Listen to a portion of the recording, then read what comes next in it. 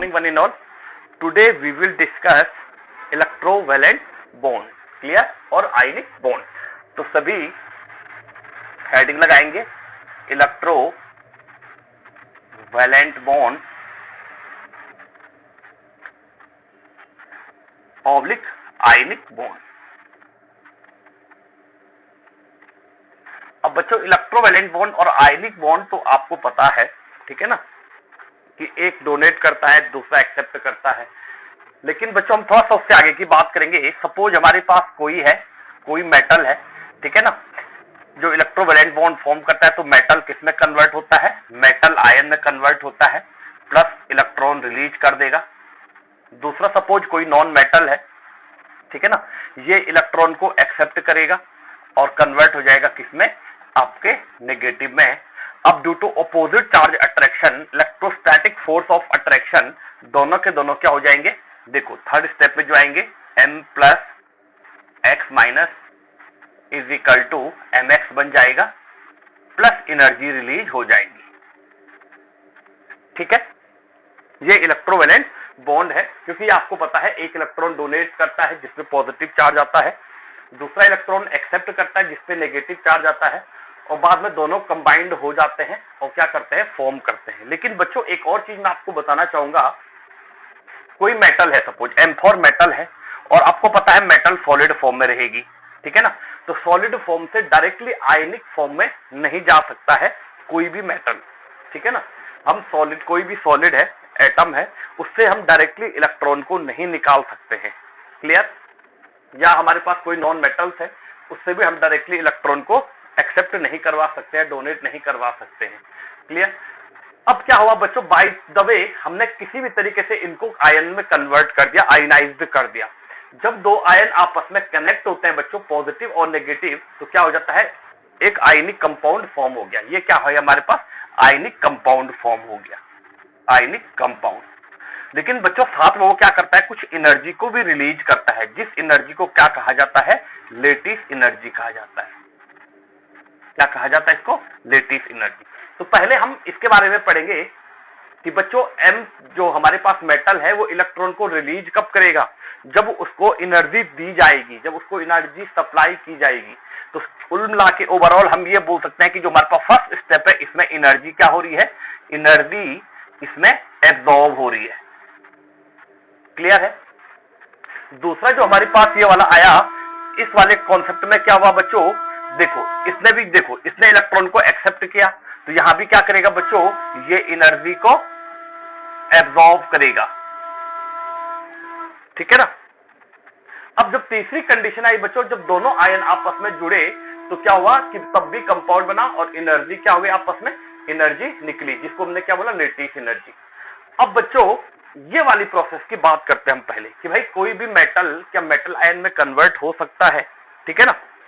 देखो कोई भी मेटल आयन में कन्वर्ट हो सकता है तो नहीं होता है बच्चों. उसके लिए बहुत सारी, कोई भी डायरेक्ट मेथड नहीं है कि एनर्जी कितनी डोनेट करी या कितनी एक्सेप्ट करी. तो उसके लिए हम क्या करते हैं बच्चों? एक साइकिल आता है. देखो मेटल को मेटल आयन में कन्वर्ट करना है, तो बच्चों कोई भी मेटल है, ठीक है ना, या हमारे पास मेटल की जगह आप क्या ले लो, यहाँ पे मेटल इक्वल टू सोडियम ले लो. अब सोडियम को हमने सोडियम आयन में कन्वर्ट करना है बच्चों, तो हमें इसको क्या देनी पड़ेगी? सब्लिमेशन एनर्जी देनी पड़ेगी. सब्लिमेशन एनर्जी क्या होती है? Conversion of solid. देखो conversion of solid into gas without changing liquid phase. Liquid phase को चेंज किए बिना सॉलिड को डायरेक्टली कन्वर्ट करना गैसेस फेज में क्या कहलाता है? सब्लिमेशन एनर्जी कहलाता है, सब्लिमेशन कहलाता है. तो बच्चों ये यहां से क्या हो गया? Na अब ये गैसेस फेज में चले गया. जब हमने इसको सब्लिमेशन एनर्जी दी, तो ये क्या हो गया? गैसेस फेज में चले गया. बच्चों अब जाके हम इसको क्या करेंगे? सेकंड स्टेप में हम इसको आयनाइजेशन एनर्जी देंगे. आयनाइजेशन एनर्जी आपको पता है कि the amount of energy required to remove one electron from last valence shell. तो एक इलेक्ट्रॉन को रिमूव करने के लिए जितनी अमाउंट ऑफ एनर्जी देनी पड़ती है उसको हम क्या बोलते हैं? आयनाइजेशन एनर्जी या आयनाइजेशन एंथैल्पी बोलते हैं. तो इस Na गैसेस फॉर्म के एटम को हमने क्या करी? आयनाइजेशन एनर्जी दी. तो बच्चों कंडीशन क्या हुई? ये हमारे पास में Na पॉजिटिव हुआ, प्लस इसने क्या कर दिया? इलेक्ट्रॉन रिलीज कर दिया. बच्चों सबसे पहले हमने सोडियम मेटल को क्या करी, सब्लिमेशन एनर्जी दी। इसका मतलब क्या करा, जो सोडियम मेटल है इसने क्या करा, एनर्जी को क्या करा, एब्जॉर्ब करा, एनर्जी को एब्जॉर्ब करा, तब ये गैसेस फेज में कन्वर्ट हुआ। फिर हमने इसको क्या करी, आयनाइजेशन एनर्जी दी, तो अगेन इसने आयनाइजेशन एनर्जी को भी क्या करा, एब्जॉर्ब करा, तो तब जाके क्या हुआ, सोडियम आयन में कन्वर्ट हुआ। तो दोनों कंडीशन में क्या कर रहा है, ये एनर्जी को एब्जॉर्ब कर रहा है। क्लियर है? ओके, बात करते हैं एक्स की। ये हमारे पास एक्स है और एक्स इज इक्वल टू हम ले लेते हैं सपोज Cl, क्योंकि बच्चों जो आयनिक बॉन्ड बनता है, देखो जो प्योर आयनिक बॉन्ड बनेगा, स्टेबल आयनिक कंपाउंड बनेगा, वो आयनिक कंपाउंड हमेशा एक मेटल और नॉन मेटल के बीच में सबसे बेस्ट बनेगा। मतलब आयनिक कंपाउंड बनने की कंडीशन क्या है कि भाई जिसमें मेटालिक कैरेक्टर सबसे ज्यादा हो, greater metallic character, greater M character बोल देते हैं, ठीक है ना। जहां मेटालिक कैरेक्टर ग्रेटर हो और जहां देखो हेलो नॉन मेटल जो है, जहां क्या हो भाई, लोअर पुअर या हाईएस्ट नॉन मेटालिक कैरेक्टर हो, हाईएस्ट नॉन मेटालिक कैरेक्टर हो,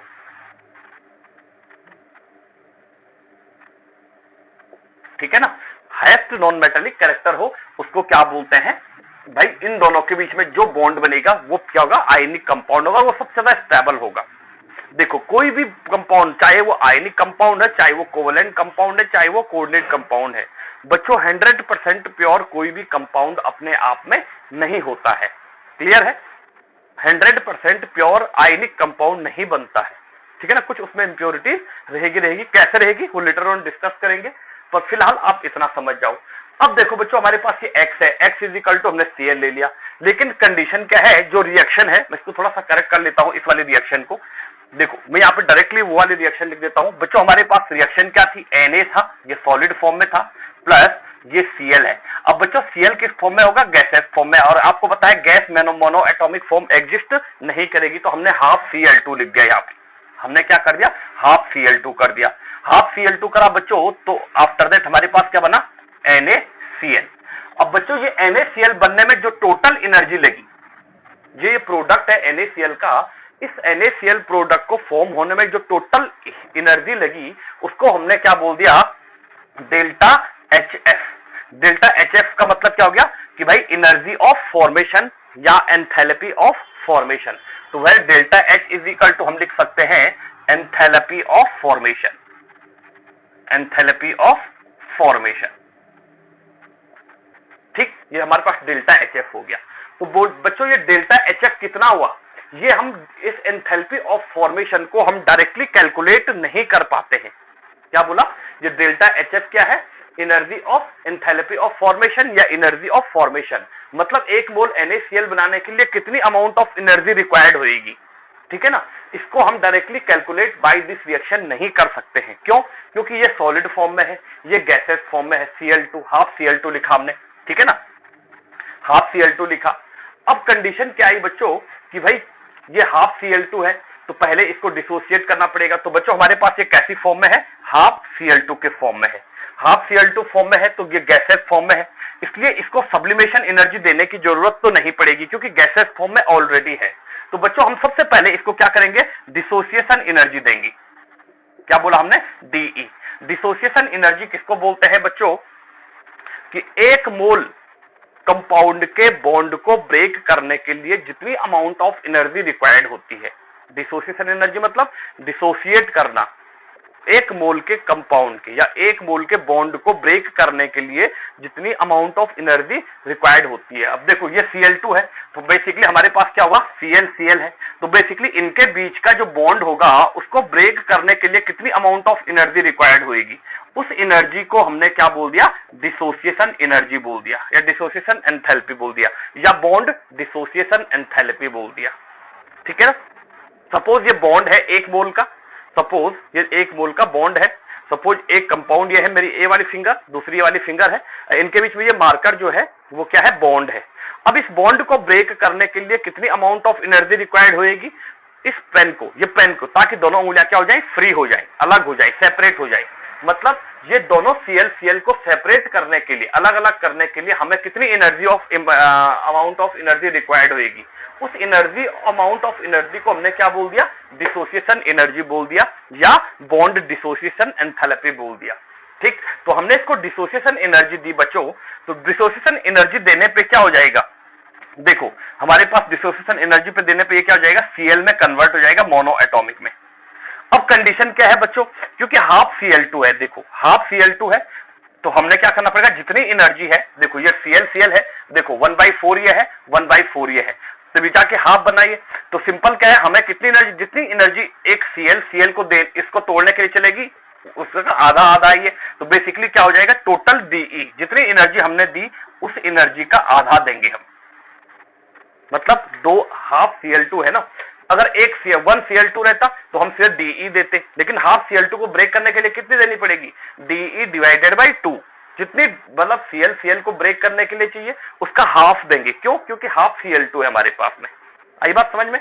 ओके, अब ये Cl गैस में कन्वर्ट हुआ, यहां से क्या करेंगे बच्चों, हमने यहां से हम इसको क्या करेंगे, इलेक्ट्रॉन गेन एंथैल्पी, जहां पे इलेक्ट्रॉन गेन एंथैल्पी किसको बोलते हैं, एक इलेक्ट्रॉन को एक्सेप्ट करने के लिए, एक इलेक्ट्रॉन को एक्सेप्ट करने के लिए जितनी अमाउंट ऑफ एनर्जी रिक्वायर्ड होएगी उस एनर्जी को हम क्या बोलते हैं, इलेक्ट्रॉन गेन एंथैल्पी बोलते हैं।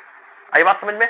अब देखो हमने इस Cl को क्या करा, इलेक्ट्रॉन गेन एंथैल्पी दी इस Cl को, ठीक है ना, तो इलेक्ट्रॉन गेन एंथैल्पी दी बच्चों, तो इसने क्या करा, एक इलेक्ट्रॉन एक्सेप्ट किया और किसमें कन्वर्ट हो गया, Cl नेगेटिव में। अब कंडीशन क्या है बच्चों, जो इलेक्ट्रॉन गेन एंथैल्पी होती है वो हमेशा क्या होती है, नेगेटिव में होती है, इनकी वैल्यू कैसी आती है, नेगेटिव में होती है, ठीक है ना। अब कहानी ये है बच्चों, जहां पे ये बॉन्ड डिसोसिएशन एनर्जी है, ठीक है ना, ये इलेक्ट्रॉन गेन एंथैल्पी है, दोनों में डिफरेंस क्या है, इस Cl2 ने देखो पहले एनर्जी को एब्जॉर्ब किया, आफ्टर दैट बॉन्ड को ब्रेक किया। यहां पे क्या हुआ कि जो इसकी एनर्जी थी, इलेक्ट्रॉन गेन एंथैल्पी देने में क्या हुआ, जो उसके पास एनर्जी थी इसने एनर्जी रिलीज करी और Cl नेगेटिव में कन्वर्ट हुआ। तो टोटल कंडीशन क्या हुआ, जब हमने इलेक्ट्रॉन गेन एंथैल्पी दी तो एनर्जी रिलीज हुई, तो एनर्जी रिलीज हुई तो बेसिकली किसमें हुआ, Cl नेगेटिव में कन्वर्ट हुआ। अब देखो बच्चों, देखो Na पॉजिटिव है, Cl नेगेटिव है, दोनों किस फॉर्म में है, गैसेस फॉर्म में है, ठीक है ना, दोनों के दोनों गैसेस फॉर्म में है, और दोनों गैसेस फॉर्म में है, दोनों आयनिक फॉर्म में भी हैं, तो दोनों कंबाइंड हो जाते हैं, दोनों Na और Cl दोनों के दोनों आपस में कंबाइंड होंगे और क्या फॉर्म कर देंगे, NaCl फॉर्म कर देंगे, जो कि क्या होगा, सॉलिड फॉर्म में कन्वर्ट होगा, जो कि क्या मिलेगा, NaCl सॉलिड मिलेगा। क्लियर है? अब ये NaCl सॉलिड मिला बच्चों, ऐसा क्यों हुआ, ये गैसेस फॉर्म में थे, ये सॉलिड फॉर्म में कैसे मिल गया, क्योंकि बच्चों जो Na पॉजिटिव है, थोड़े यहाँ पे करेक्शन कर लेंगे, Na पॉजिटिव है प्लस ये Cl नेगेटिव है, इनके बीच force, electrostatic force of attraction, जो देखो जो अपोजिट चार्ज अट्रैक्शन है पॉजिटिव और नेगेटिव के बीच का, या force of electrostatic attraction force जो लग रहा है दोनों के बीच का, वो इतना ज्यादा है कि दोनों कंडेंस होके क्या हो गए, सॉलिड फॉर्म में आ गई। और जब ये सॉलिड फॉर्म में आए बच्चों, तो हमारे पास क्या हुआ, टोटल इसने देखो जब ये दोनों आपस में कंबाइंड हुए, देखो ये पॉजिटिव है ये नेगेटिव है, जब दोनों आपस में कंबाइंड हुए तब क्या बना, दोनों के बीच में NaCl बना। लेकिन बच्चों कंबाइंड हुए तो स्टेबल है, ये बहुत ज्यादा स्टेबल है, तभी तो सॉलिड फॉर्म में कन्वर्ट हुआ। तो स्टेबल है तो इसने क्या करी होगी, एनर्जी लूज की होगी, और जो एनर्जी इसने लूज करी उस एनर्जी को हमने क्या बोल दिया, लेटिस एनर्जी बोल दिया, लेटिस एनर्जी बोल दिया, ठीक है ना। अब लेटिस एनर्जी इसने रिलीज करी बच्चों, यदि हम देखो जो हमने सब्लिमेशन एनर्जी है, ये आयनाइजेशन एनर्जी है, ये डिसोसिएशन एनर्जी है, इलेक्ट्रॉन गेन एंथैल्पी है, और ये लेटिस एनर्जी है जो बच्चों, यदि हम इसको आपस में ऐड कर दें तो ऐड करने पे हमारे पास क्या जाएगा, टोटल कितना प्रोडक्ट बना, टोटल कितना एनर्जी रिक्वायर्ड हुआ हमारे पास NaCl बनाने के लिए, हम उस एनर्जी को कैलकुलेट कर सकते हैं। आई बात समझ में? तो पहले इसका स्क्रीनशॉट लो फटाफट से, जल्दी करो। ओके, इतना हो गया। अब बच्चों मैं इसको हटा रहा हूं, अब हम बात करते हैं कि हम फॉर्मूला बनाते हैं इसके लिए कि भाई हम हीट ऑफ फॉर्मेशन, जो हमारे पास हीट एंथैल्पी ऑफ फॉर्मेशन है या एनर्जी ऑफ फॉर्मेशन है NaCl के लिए, वो कैलकुलेट कर सकते हैं। देखो इसको हटा रहा हूं, ठीक। तो बच्चों हमारे पास कहानी क्या बनती है, अब देखो जो स्टोरी फॉर्म हुई वो ये हुई, above discussion on the basis of above discussion we can see, देखो ये जो हमारे पास एक प्रोसेस तो ये है कि हम Na पॉजिटिव और Cl नेगेटिव के जो बनाने में NaCl को बनाने में, देखो जो NaCl प्रोडक्ट को फॉर्म करने के लिए how much amount of energy required, उस एनर्जी को हमने क्या बोल दिया, डेल्टा HF। तो हम इनकी एनर्जी कैलकुलेट करके इसकी एनर्जी बता सकते हैं कि कितनी एनर्जी हुई। पर बच्चों ऐसा पॉसिबल नहीं है डेल्टा HF, मतलब हम लिख सकते हैं there is no direct method, there is no direct method to calculate the energy of formation या डेल्टा HF, ठीक है ना। There is no direct method to calculate the HF, कैसे, कौन सी प्रोसीजर में, Na सॉलिड है प्लस हाफ Cl2 है, आफ्टर रिएक्शन NaCl बना और यहां एनर्जी रिलीज हुई। तो ये इसको बनाने में कितनी एनर्जी रिलीज हुई या कितनी एनर्जी रिक्वायर्ड हुई, वो उसके लिए कोई डायरेक्ट मेथड नहीं है। लेकिन बच्चों जो हमने डिस्कशन किया उस मेथड से हम क्या कर सकते हैं, इस डेल्टा HF को कैलकुलेट कर सकते हैं। तो वो कैसे करेंगे बच्चों, देखो delta HF is equal to जो होता है बच्चों, 2 सेकेंड वेट करेंगे। तो बात करते हैं बच्चों डेल्टा HF क्या है, delta HF heat of formation है। तो हम इनडायरेक्टली इसको कैसे कैलकुलेट कर सकते हैं, तो बच्चों जो delta HF is equal to होता है वो हो गया, सबसे पहले हमने क्या करा था, सब्लिमेशन एनर्जी प्लस हमने क्या करा, आयनाइजेशन एनर्जी, ठीक है ना, प्लस हमने क्या करा था, आयनाइजेशन एनर्जी के बाद भाई आयनाइजेशन एनर्जी के बाद हमने डिफ्यूजन एनर्जी किया था divided by 2 minus electron gain enthalpy negative में होगी, तो हमने क्या बोल दिया, इलेक्ट्रॉन गेन एंथैल्पी बोलो या इलेक्ट्रॉन एफिनिटी बोलो, तो इलेक्ट्रॉन एफिनिटी ही लिख देते हैं हम EA, ठीक है ना। प्लस हमने क्या कर दिया, जो लेटिस एनर्जी रिलीज हुई उसको भी नेगेटिव में लेंगे, तो हमारे पास क्या हुई, लेटिस एनर्जी। तो इनको आपस में यदि हम इस फॉर्मूले वाइज से हम अगर कैलकुलेट करें तो हमें डेल्टा HF क्या हो जाएगा, मिल जाएगा, ठीक है ना। सॉरी यहाँ पे माइनस में आएगा, लेटिस एनर्जी के लिए ये माइनस में आएगा क्योंकि लेटिस एनर्जी भी क्या हुई, निकल गई थी। तो बच्चों अब लेटिस एनर्जी क्या हुई वो खैर बाद की बात है, अभी बताता हूं उसको। लेटिस एनर्जी LE मतलब लेटिस एनर्जी, ठीक है ना। तो बाय दिस मेथड हमने कितनी सब्लिमेशन एनर्जी दी, कितनी आयनाइजेशन एनर्जी दी, कितनी डिसोसिएशन एनर्जी दी, कितनी इलेक्ट्रॉन एफिनिटी थी, कितनी लेटिस एनर्जी रिलीज हुई, इस फॉर्मूले से हम कैलकुलेट कर सकते हैं। अब कभी कभार क्या होता है बच्चों कि हमें क्या दे दिया यहाँ से, भाई सब्लिमेशन एनर्जी दे दी, ये सारे टॉप टर्म्स हमें दे दिए और बोल दिया गया कि कितनी amount of heat of formation हमें रिक्वायर्ड होगी। तो बेसिकली हम डेल्टा HF को ऐसे करके by be using this formula we can calculate the formation enthalpy of formation, कि एक मोल प्रोडक्ट को बनाने के लिए कितनी एनर्जी रिक्वायर्ड होगी, वो एनर्जी हम कैलकुलेट कर सकते हैं बाय दिस प्रोसेस। क्लियर है, ओके नोट करो इसको, स्क्रीनशॉट लो इसका, इंपॉर्टेंट है, वेरी इंपॉर्टेंट है आपके लिए, ठीक। अब चलते हैं आगे, थोड़ा सा लेटिस एनर्जी की बात करते हैं, बाकी तो आपने सब पढ़ी हुई है, नोट कर दिया 1 2 एंड 3, ओके। तो चलिए बच्चों हेडिंग लगाएंगे हम लेटिस एनर्जी, लेटिस एनर्जी। अब बच्चों हमारे पास जो लेटिस एनर्जी, हेडिंग लगा दिया हमने lattice energy, but before proceeding to explain lattice energy, first of all we have need to discuss the terms lattice. What do you mean by lattice, lattice क्या है, ठीक।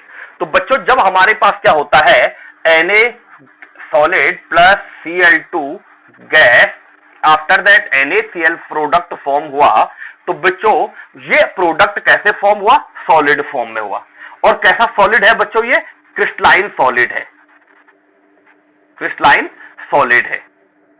और मैंने आपको स्टार्टिंग में क्रिस्टलाइन सॉलिड यूनिट फर्स्ट वाले chapter में आपको बता रखा है कि क्रिस्टलाइन सॉलिड क्या होता है। तो क्रिस्टलाइन सॉलिड एक बार फिर से रिपीट कर देता हूं, एक 3 डायमेंशनल सॉलिड है जिसमें क्या होता है, रेगुलर पैटर्न होता है, repetition of a regular pattern and which have a long range order is known as a crystalline solid.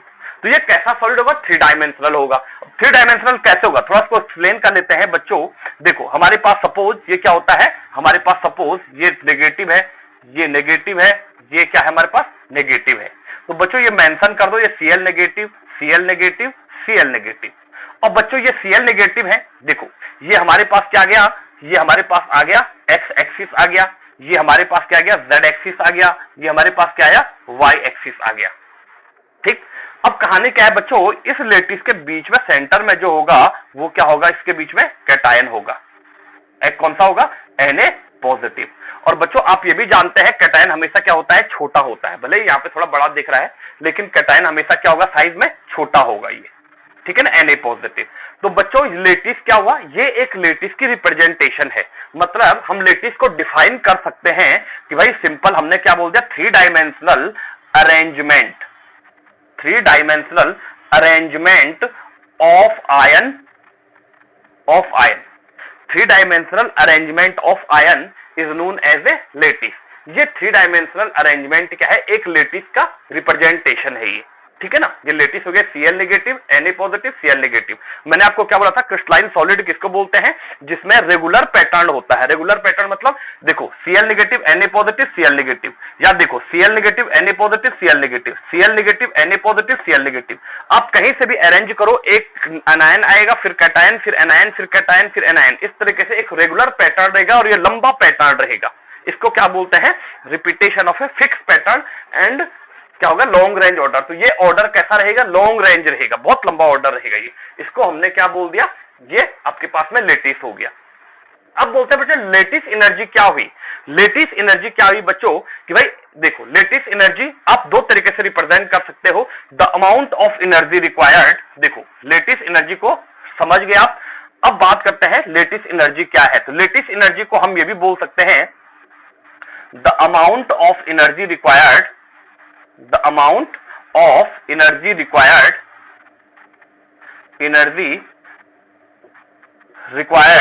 to remove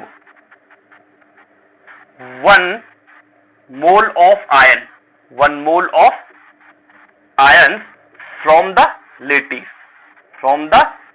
lattice site, ठीक है ना भाई, lattice site of stable and pure elemental form, stable and pure elemental form, ठीक है ना। हमने क्या बोल दिया, the amount of energy required to remove 1 mole of ion from lattice side. अब आयन्स में क्या आ गया, कैटायन भी आ गया, एनायन भी आ गया, किसी को भी आप सेपरेट कर सकते हो। From the lattice side of stable and pure elemental form, किसी एलिमेंटल फॉर्म से एक आयन को आपको रिमूव करना है, जैसे ये लेटिस साइट है। अब इस लेटिस साइट में से चाहे आप इस Cl नेगेटिव को, क्या बोल दिया मैंने, ये हमारे पास एक लेटिस है और इस लेटिस में से बच्चों हमें क्या करना है, एक Cl आयन को सेपरेट करना है। इस Cl आयन को सेपरेट करने के लिए जितनी अमाउंट ऑफ एनर्जी रिक्वायर्ड होगी, उस एनर्जी को हम क्या बोलते हैं, लेटिस एनर्जी बोलते हैं या लेटिस एंथैल्पी बोलते हैं। मतलब लेटिस साइड से, अब जरूरी नहीं यही Cl, आप इस Cl की भी बात कर सकते हैं कि भाई इस Cl को सेपरेट करने के लिए, ठीक है ना, या इस Cl को सेपरेट करने के लिए। अब बच्चों ये तो एक लेटिस साइड बनाई मैंने, सपोज पूरा मॉडल बनाओ एक क्रिस्टलाइन सॉलिड का। सपोज हमने ये वाला लिया, ठीक है ना, ये वाला हमने क्या लिया, एक थ्री डायमेंशनल वो लिया। अब बच्चों इसमें कितने लेटिस हैं आप खुद ही देख लो, ठीक है ना। इसमें ही देखो सबसे पहले तो ये गया बच्चों हमारे पास ये वाला एक्स एक्सिस गया, ये वाला हमारे पास वाई एक्सिस गया। अब देखो ये जेड आ रहा है तो ये इधर के लिए क्या हो जाएगा, जेड एक्सिस चले गया, ठीक है ना। एक लेटिस तो ये हुआ, देखो एक लेटिस यहाँ पे हो गया, दूसरा लेटिस भी हो गया बच्चों, एक ये गया, दूसरा ये आया, तीसरा ये आया। तीसरा लेटिस देखो बच्चों, एक ये आया एक्स एक्सिस, दूसरा ये वाई एक्सिस, तीसरा ये जेड एक्सिस चले गया। चौथा लेटिस देखो बच्चों, ये आया एक, दूसरा, तीसरा इधर आ गया। चौथा देखो बच्चों एक्स एक्सिस, देखो Y axis, X axis, Z axis. तो मतलब एक क्रिस्टलाइन सॉलिड में इन्फिनिटी क्या बनते हैं, लेटिस बनते हैं, ठीक है ना। अब एक लेटिस में से इन्फिनिटी लेटिस बनते हैं और उसमें से एक लेटिस, ठीक है ना, एक लेटिस में से एक एटम को रिमूव, आयंस को रिमूव करने के लिए जितनी अमाउंट ऑफ एनर्जी रिक्वायर्ड होगी, उस अमाउंट ऑफ एनर्जी को हमने क्या बोल दिया, लेटिस एनर्जी बोल दिया। क्लियर है, होप आपको समझ में आया होगा। आज के लिए इतना ही, थैंक यू।